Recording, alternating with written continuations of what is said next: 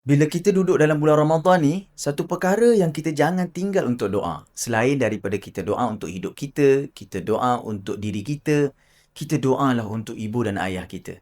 Sebab beruntung kita masih lagi ada mak dan ayah.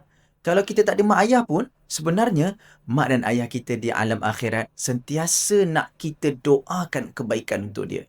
Kita baca doa ni sama-sama. Mak ayah kita akan gembira. Bismillahirrahmanirrahim. Rabbi ghafirli wali walidayya warhamhuma kama rabbayani saghira.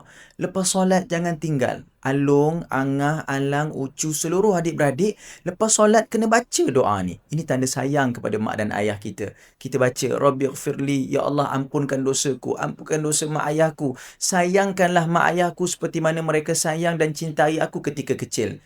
Inilah tanda kita balas jasa mak dan ayah kita. Kita jadi anak yang soleh dan soleha. Dalam bulan Ramadan, inilah waktu mustajab untuk kita angkat doa supaya mak ayah kita masuk syurga bebas daripada azab api neraka. Amalkan, pasti mustajab.